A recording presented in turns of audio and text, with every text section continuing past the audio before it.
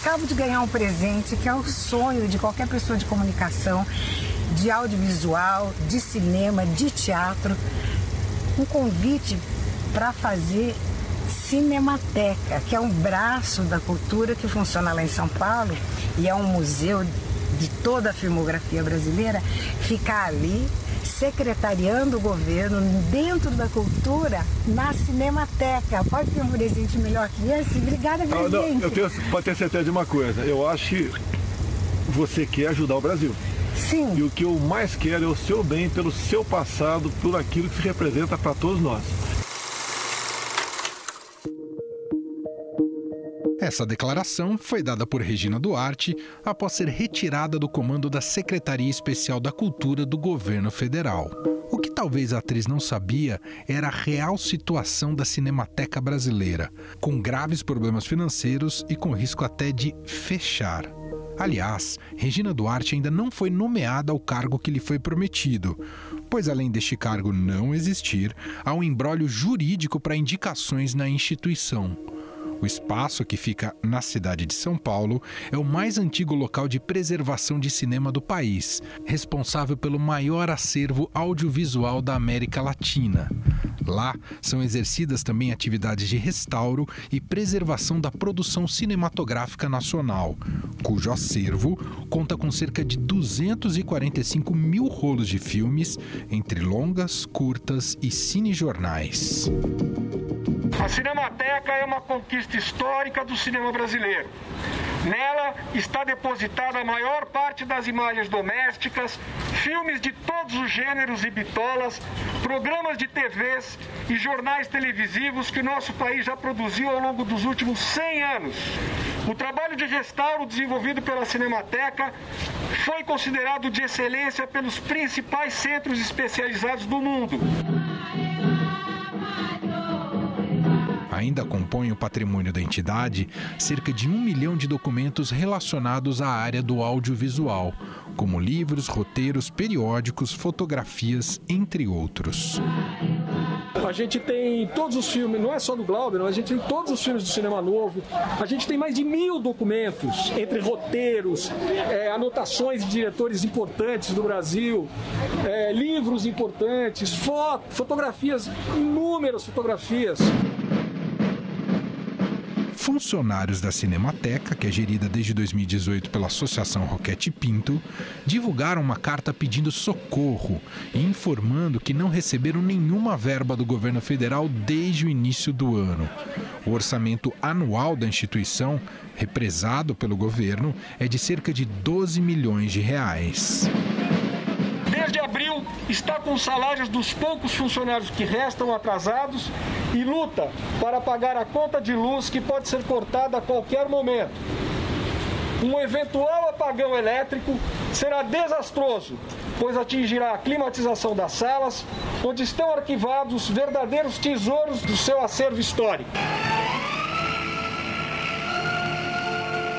Um dos caminhos é que o governo federal retome a gestão da Cinemateca brasileira, que passaria a ser administrada pelo Ministério do Turismo. Outra opção, não oficializada, seria entregar o controle da instituição para o governo de São Paulo. O secretário estadual da Cultura, Sérgio Sá Leitão, confirmou aqui para o Estadão Notícias que enviou uma sugestão para a Secretaria Especial da Cultura em busca de uma solução para o problema, mas ainda não obteve resposta do governo federal. O estado de São Paulo possui expertise em gerenciar equipamentos públicos através de organizações sociais. No entanto, o secretário lembra que, por causa da pandemia, também existe uma situação financeira adversa em São Paulo, que dificulta a liberação de verbas para novos aparelhos culturais. E para entender melhor a situação da Cinemateca brasileira, eu converso agora com o repórter do Caderno 2, Guilherme Sobota. Tudo bem, Sobota? Como vai? Tudo bem com você, Manuel. Tudo bem por aqui. Bom, a crise da Cinemateca, Sobota, ficou mais em evidência quando foi anunciada a possibilidade da Regina Duarte, secretária da Cultura, ou ex-secretária da Cultura, assumir... Aliás, se tem uma coisa que eu não sei é a situação de Regina Duarte, mas dela assumir ou não a Cinemateca brasileira. Que crise é essa da Cinemateca? Se arrasta desde quando? Falando da Cinemateca brasileira, é uma instituição que nos seus mais de 60 anos de história já enfrentou várias crises, né? A mais recente delas, que é essa, digamos, que se arrasta até hoje, começou em 2013, quando a ministra da Cultura era Marta Suplicy, e durante a gestão da Marta Suplicy no Ministério da Cultura, houve ali uma reestruturação da Cinemateca, e o TCU se envolveu também para investigar algumas contas, e desde então a Cinemateca vem perdendo funcionários, nomeações, e durante esses anos também, em 2018, né, a Cinemateca passou a sua gestão para uma organização social, que é a ASERP, né, a Associação Roquete Pinto, que é quem desde 2018 faz a gestão da Cinemateca, né? A atual Secretaria Especial de Cultura é o órgão do governo responsável ali pela fiscalização, pelo acompanhamento, mas quem faz a gestão é essa organização social. E em 2018, 2019, eles fizeram lá o trabalho que tinha que fazer, né, com as limitações de orçamento e tal, mas no final de 2019, por conta de uma questão que envolve um contrato com o Ministério da Educação e a TV Escola, que também é gerida por essa mesma organização social, a Cinemateca entrou meio num limbo jurídico ali, no final de 2019, né? Uhum. E aí o 2020 começou, a pandemia aconteceu, né? Chegou no Brasil com força e agravou um pouco essa crise. Bom, então a Cinemateca, Sobota, só para a gente entender, ela pertence à União, à gestão da Cinemateca. Claro, estava explicando que estava como a OS até então, mas é um órgão, uma instituição, equipamento cultural ligado ao governo federal, é isso, né, Sobota? Assim, desde o começo, a Cinemateca foi fundada na sociedade civil, entendeu? Ela foi fundada por organizações e por intelectuais que achavam que o Brasil precisava de uma instituição como essa, né? E aí, ao longo dos anos, ela teve uma relação próxima e foi também incorporada ao governo federal, entendeu? Uhum. Mas, como a gente explicou no começo, mais recentemente, ela voltou para a sociedade civil, digamos assim, com um contrato de concessão, digamos, né? Então, a gestão da Cinemateca foi concedida para essa organização social sem fins lucrativos, que é a ASERP. Todo o orçamento previsto para a Cinemateca está represado com o governo federal. Então, essa que é a questão também agora, de que chega num ponto de que os funcionários da Cinemateca, né, que são cerca de 150, entre ligados à ASERP e terceirizados, mas os ligados à ASERP estão desde abril sem receber, né?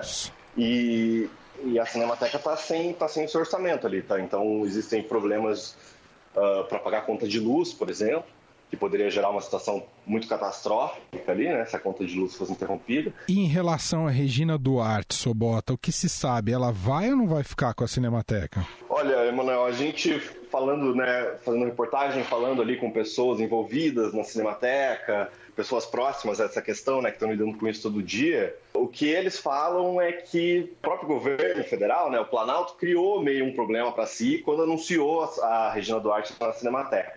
Toda essa questão, quem nomeia para a Cinemateca não é o governo federal, é a ASERP. Mas existe esse impasse jurídico. Então, assim, a Cinemateca teria que ser reincorporada ao governo federal para o governo dar esse cargo para a Regina Duarte, porque atualmente não existe um cargo para ela ocupar lá, entendeu? E mesmo se existisse, não é uma situação clara assim, de quem nomearia, né? Porque, assim, embora o governo federal possa ter alguma influência, né, influência política até nas nomeações, nesse momento não existe uma solução exata para essa questão. A Secretaria Especial da Cultura, na segunda-feira, dia 8 de junho, passou inteiramente a sua estrutura para o Ministério do Turismo, fala que a Cinemateca brasileira vai ser reincorporada à União. Só que eles não quiseram falar com a gente oficialmente como isso vai acontecer e se tem um plano para esse processo, que é um processo burocrático bastante complicado, que envolve cargos no governo, na secretaria e tal, como isso vai acontecer. Eles não disseram isso. Por outro lado, a ASERP fala que está aberta ao diálogo, né? Então, no ofício enviado ainda no final de maio para o Ministério do Turismo e para a Secretaria Especial de Cultura, a ASERP coloca algumas questões, como essas que eu falei antes, né? Assim, como essa reincorporação vai se dar, se vai ter um processo de transição, o que vai acontecer, quem vai ser o responsável por isso, etc. E algumas outras dúvidas. Mas, por outro lado, a ASERP mantém a posição de que o contrato de gestão, que vale até 2021, continua valendo, mesmo com esse imbróglio envolvendo o Ministério da Educação e a TV Escola, entendeu? Sobota, meu cara, a gente segue acompanhando, então, os próximos passos aí para ver se tem uma solução viável e importante para Cinemateca. Agradeço demais aqui a conversa, viu, Sobota? Agradeço você, Manuel. Muito obrigado. Afinal, qual seria o tamanho da perda cultural se a Cinemateca fechar as portas? Qual é a sua importância para a memória do país? Sobre essa questão, converso agora com o professor e coordenador do curso de cinema da FAAP, Humberto Neiva. Tudo bem, professor? Como vai? Obrigado por nos atender. Obrigado a você pelo convite, estou aqui à disposição para quando vocês quiserem. O que pode significar, professor, essa perspectiva que não, por enquanto, ela é possível, uma perspectiva de fechamento da Cinemateca, hein, professor? Isso é gravíssimo, né? Porque você está fechando a memória do audiovisual brasileiro. São resenhas, são filmes, são livros, são depoimentos, são entrevistas, ou seja, é uma memória ativa do nosso audiovisual. Você fechando uma cinemateca como essa, você está partindo uma parte significativa do audiovisual. Você distancia o novo espectador, o novo público, da memória do nosso cinema, da memória do nosso audiovisual. E memória é tudo, nós somos feitos de referências. E quando você fecha um instituto como esse, né, uma instalação como essa, que é a Cinemateca de São Paulo, você está cometendo um crime sem precedentes. Por que a Cinemateca não desperta um interesse público que permita ela ter melhores momentos ou estar mais estável diante da sociedade brasileira? Há um problema maior aí de fundo, professor? Eu acho que são vários problemas. O primeiro, cultura. No Brasil, a cultura sempre foi deixada de lado,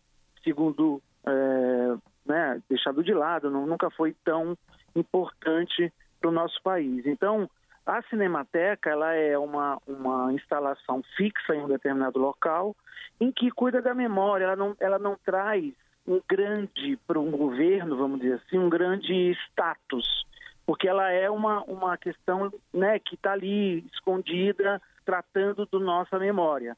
E o Brasil não gosta da memória, né? Quer dizer, nunca gostou dessa memória. Então é muito difícil você manter uma cinemateca se você não tem um apoio governamental, né? Se você não tem um apoio das grandes instituições, de doadores, de verbas. E, logicamente, precisa ter uma pessoa ali que saiba controlar toda essa questão, seja um gestor, porque muitas vezes colocam pessoas que não têm experiência em gerenciar algum tipo de instalação cultural. E isso vai depredando aquela instituição.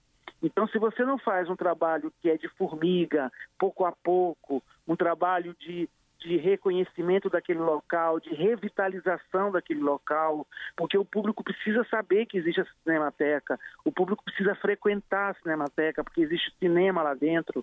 Então, ele tem que ser o tempo inteiro difundido, divulgado para o grande público, para que ela não morra. Houve problemas de administração, houve problemas de má gestão, mas isso não justifica o fechamento. Eu acho que a gente tem que solucionar essas questões para que ela continue viva e não fechar. A solução não é fechar a Cinemateca, a solução seria dar uma atenção especial àquele local para que ele reviva. Bom, até então por essas necessidades técnicas importantes, né, para gerir um equipamento como esse, É de se concluir, professor, que se ventilou a possibilidade da Regina Duarte estar no comando da Cinemateca.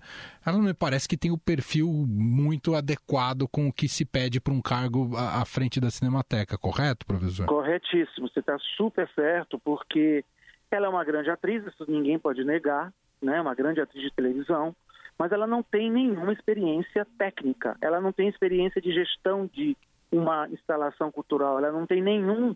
Ela, no depoimento dela foi horrível, ela falou, vou fazer Cinemateca. Que expressão é essa, entende? Quer dizer, ela vai fazer o quê, Cinemateca? Não se faz Cinemateca, se gerencia, né? Então, assim, é uma pessoa despreparada, infelizmente. Não se sabe também se ela vai assumir ou não, porque o governo ainda está indeciso nessas questões. Quer dizer, como é uma questão cultural, isso nunca é de grande relevância para o governo não gosta de cultura, não gosta de educação, não gosta de ciência. Então, é difícil. E ela também foi deslocada da secretaria para a Cinemateca sem um cargo definido. O cargo que geraram para ela é um cargo que não existe. Então, assim, é uma lástima, é um problema gravíssimo, é uma tristeza gigante você, um governante, né, depredar essa Cinemateca e, logicamente, isso está muito ligado à cultura, né? Quer dizer, é cultura.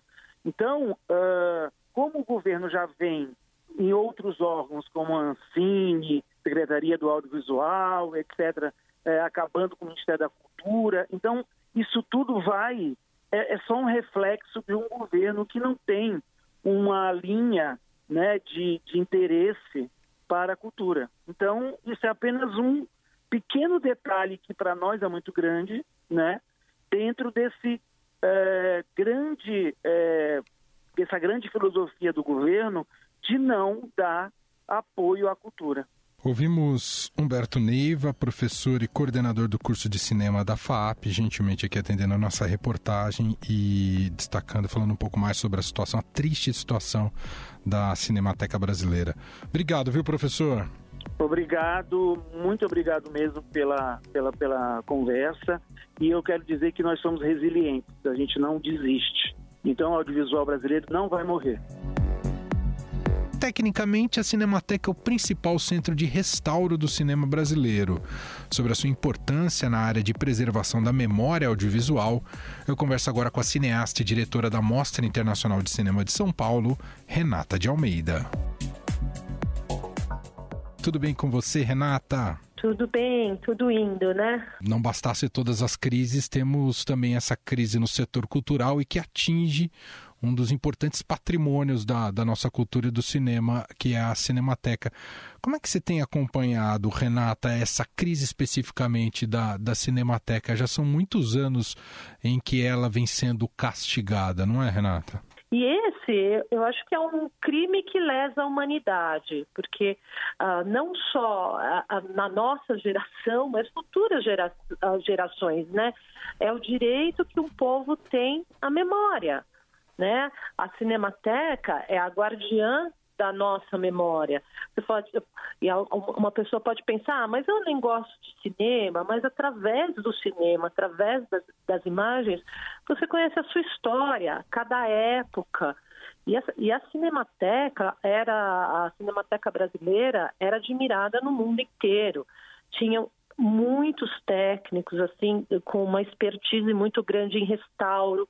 Eles achavam cópia, restauravam. E isso tem se perdido, né, no passar dos anos. Os profissionais estão indo embora, estão indo para outros países. E o Brasil não pode se dar esse luxo, né, de perder suas mentes, de perder sua especialização. Eu acho que realmente é algo criminoso o que vem sendo feito com a Cinemateca. Renata, acho bem interessante você até explicar para a gente aqui, para os nossos ouvintes, esse aspecto técnico para guardar essa memória, e você conhece muito bem de cinema. Ali tem muitos rolos, né? O que é necessário para que isso seja preservado, Renata? Olha, a Cinemateca, muito antigamente, no começo do cinema, né, o filme era feito com nitrato. esse nitrato ele pega fogo. Se ele não estiver nas condições ideais de temperatura, né, de umidade, ele pode pegar fogo, que isso já aconteceu, né?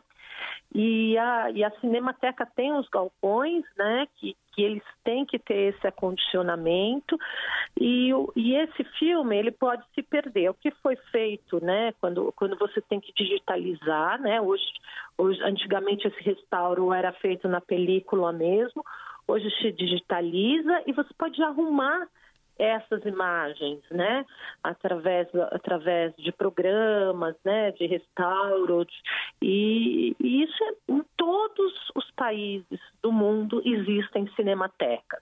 Todo país tem a sua cinemateca, toda cinemateca é respeitada, sabe, e admirada. O povo do país tem orgulho da sua cinemateca. Por quê? Porque ela é a guardiã da memória e da história. Né? E você pega um curta-metragem, um filminho dos anos 30, ele está carregado de história. E ali tem filmes de todo cineasta que faz um filme, ele deposita uma cópia na Cinemateca. Né? Então, olha o que a gente tem de histórico, né?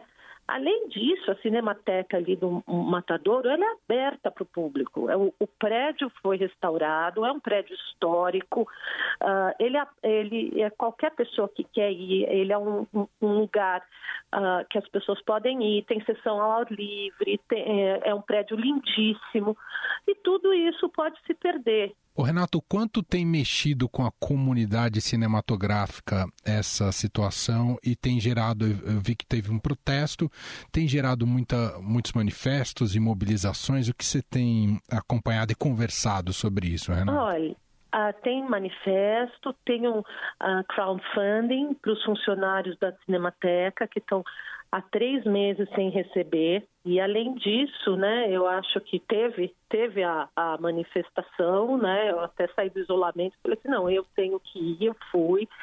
E é o que se pode fazer, né, é uma pressão, porque o que a gente tem visto é uma situação assim de postergar, enrolar mesmo, fala uma coisa um dia, fala outra coisa. E quem decide, né, quem está decidindo, não conhece a área e não estuda a área para conhecer. Renata, para a gente concluir, queria te ouvir sobre a sua relação pessoal com a Cinemateca, como é, o que você já viveu ali. Eu faço a mostra há 30 anos, né?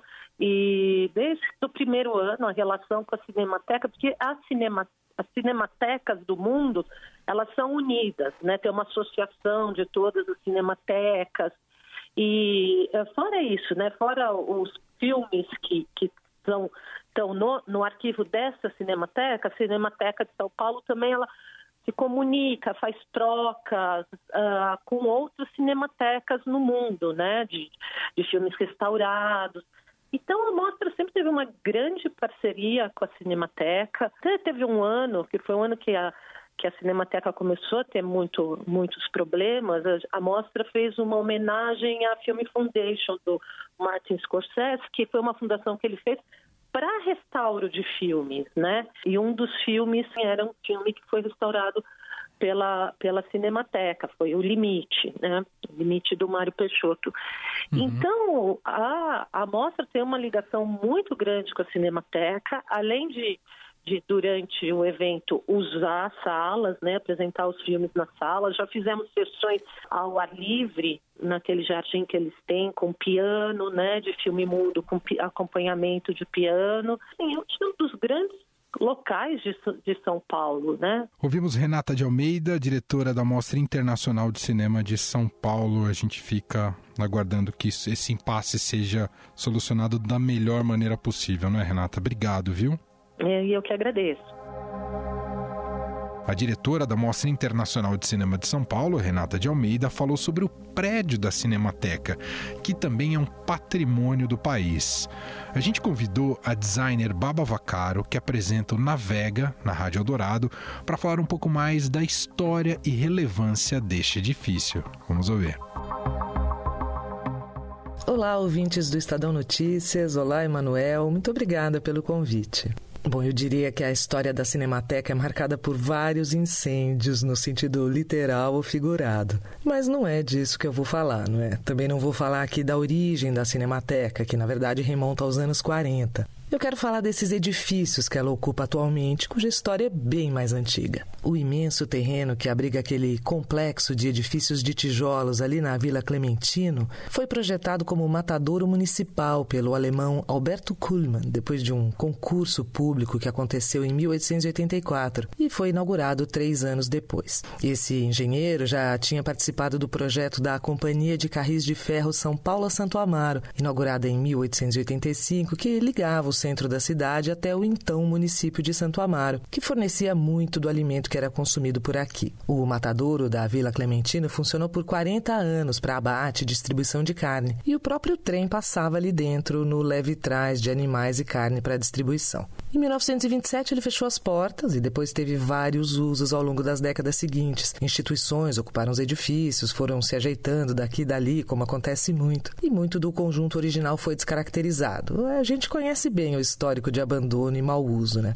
Então os galpões chegaram a ficar em estado bem precário. Em 1985, o complexo foi tombado pelo CONDEFAT, o órgão estadual de defesa do patrimônio histórico, e 6 anos depois pelo COMPRESP, o órgão municipal de preservação do patrimônio histórico, cultural e ambiental. Foi em 88 que a prefeitura cedeu a área do antigo matadouro para a Cinemateca Brasileira. Nessa altura, o projeto de restauração foi encomendado aos arquitetos Lúcio Gomes Machado e Eduardo de Jesus Rodrigues. Mas depois quem assumiu o trabalho de restauro e requalificação foi Nelson Dupré, arquiteto que também tem no currículo o premiado projeto da Sala São Paulo. A ideia do arquiteto foi justapor as características originais aos elementos contemporâneos da construção, deixando bem clara a sua intenção. Hoje, apesar da imensa mudança, ainda se pode imaginar como funcionava o complexo, e em alguns dos galpões originais as marcas do tempo foram mantidas. A doca foi resgatada, as colunas da ponte rolante estão lá, remanescentes dos trilhos do trem foram recuperados e estão expostos e preservados embaixo do piso de vidro. Esse tipo de lugar, de projeto, faz a gente ter certeza de como a boa arquitetura é muito importante. Ali você tem um espaço adequado aos dias de hoje, requalificado para o uso, para guardar e garantir o acesso das pessoas a um acervo importantíssimo e que também ajuda a contar a história da urbanização, a preservar a memória do desenvolvimento da nossa cidade. Tem gente que acha que isso tudo não vale nada, né? Bom, eu sou da resistência e adoro me ocupar de contar essas e outras histórias de algum lugar. Manuel, acho que você acaba de me inspirar a fazer um Navega contando a história dali. Um abraço para vocês e viva a Cinemateca Brasileira!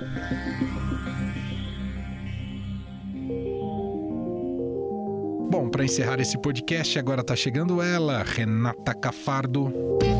Fique em casa com o Estadão, com Renata Cafardo. Hoje a gente conversa com a atriz Flávia Alessandra, que está isolada com o marido, Otaviano Costa, e as filhas Júlia e Olivia. Estou realmente confinada, aqui estamos, então mudou tudo na minha rotina. Parei o meu trabalho, estou com muito trabalho de casa mesmo, muitas ações com apoio aos projetos sociais, aos projetos que eu apoio, tentando iniciativas aqui que ajudem pequenas empresas e pequenos negócios e, claro, eu assumi várias tarefas em casa, né? Todos nós nos ajudamos e dividimos, mas eu acho que a principal, assim, que eu assumi é o andar da carruagem em casa, né? Então, é a cozinha, para sair o almoço, são as compras, o que tem que ser reposto, coordenar as tarefas, hoje é o dia da faxina, qual é o dia de lavar a roupa, eu acho que essas são as funções primordiais que eu assumi. Ela compartilhou com a gente o que ela espera para o futuro, quando tudo isso passar. Então, eu acho que o modo de trabalhar, eu acho que o nosso retomar vai mudar, vai exigir uma série de iniciativas, de proteções, vai ser o único meio da gente conseguir retomar e ainda tentar se prevenir, né, do pior. E eu espero que os projetos que eu apoio, as ações, continuem mais intensas. É o que eu acredito que vai mudar, porque talvez a gente tenha se conscientizado mais da importância deles, né? O Estadão Notícias desta terça-feira vai ficando por aqui. Contou com a apresentação minha, Emanuel Bonfim, participação de Renata Cafardo, produção de Gustavo Lopes e Bárbara Rubira e montagem de Nelson Volter. Diretor de jornalismo do Grupo Estado é João Fábio Caminuto. Mande seu comentário e sugestão para o e-mail podcast@estadão.com. Um abraço para você e a gente se fala daqui a pouco, às 5 da tarde, com mais uma edição do podcast Na Quarentena. Até lá! Estadão Notícias.